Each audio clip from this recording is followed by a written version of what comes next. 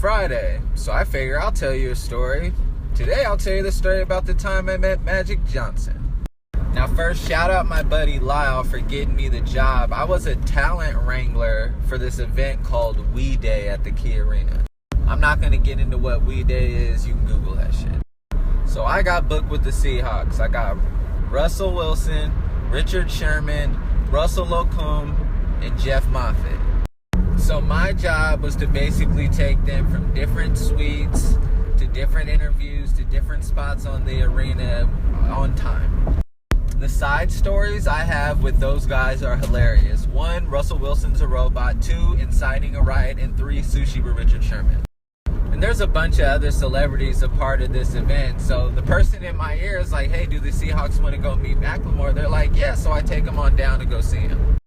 There's also a funny story about Macklemore because I walked up to him and the first thing I said was, look at this asshole.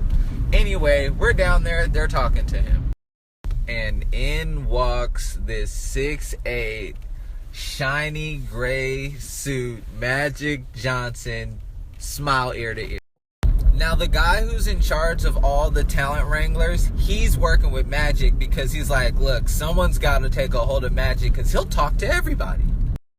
He said he's worked with Magic several times, and all of those times he's almost missed his flight because he's been busy talking to people. Like, that's just how he is. Now I'm low-key freaking out. I really don't freak out over celebrities, but Magic Johnson's my favorite basketball player. And I'm tripping because he's really 6'8". I'm looking at him from a basketball perspective. I'm like, damn, you really a point guard, my G? Now, when Magic walks into a room, everybody knows Magic is in a room. It just gravitates towards Magic. I don't know how he does it. Now, on this table that's in this room are about 6 basketballs that he's supposed to sign. They're going to give it away to charity and stuff like that. So I grab one.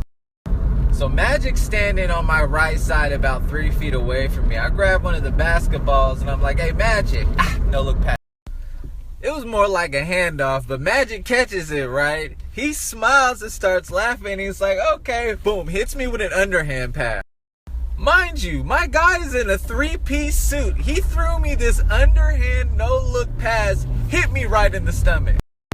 I shit you not, if there was a hoop in that room and I was holding my daughter, I would have dropped my daughter on the spot and dunked it. I'm not dropping an assist from Magic. And that was the time I met Magic Johnson.